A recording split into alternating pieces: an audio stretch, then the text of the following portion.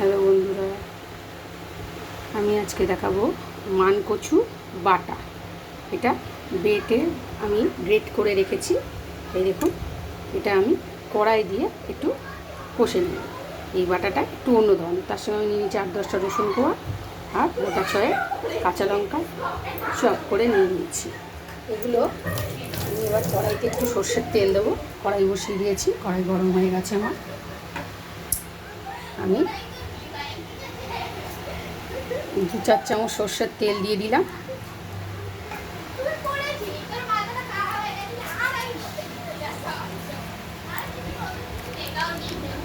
এবার 1 চামচ কালো জিরে দিয়ে দেবো তেলের মধ্যে।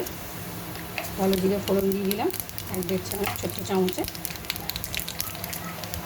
এবার এর মধ্যে আমি দিয়ে দেবো রসুনটাকে আগে দিয়ে আমি একটু ভেজে নেব। রসুন ভাজা হয়ে এলে একটু, তারপরে আমি সঙ্গে কাঁচা লঙ্কাটা দিয়ে দেবো। একদম সিম্পল একটা রেসিপি, কিন্তু খেতে খুবই সুন্দর হয়। খেয়ে দেখবে। এই যে কচু রান্নাটা করছি, এই যে রসুনের ফ্লেভারটা এত সুন্দর খেতে লাগে, গরম ভাতের সাথে জাস্ট অসম, জমে যাবে। একদিন করে খেয়ে দেখবে। খেয়ে ভালো লাগলে অবশ্যই আমাকে কমেন্টে জানাবেন যে আপনাদের কেমন লাগলো আমার এই রেসিপিটা।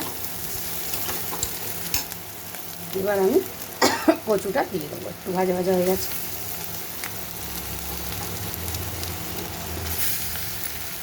কচুটার কোনো জল টল ফেলার কোনো প্রয়োজন নেই, ওর রসেই ও খুব সুন্দর সিদ্ধ হয়ে যাবে এবং জিনিসটা দেখতেও ভালো হবে।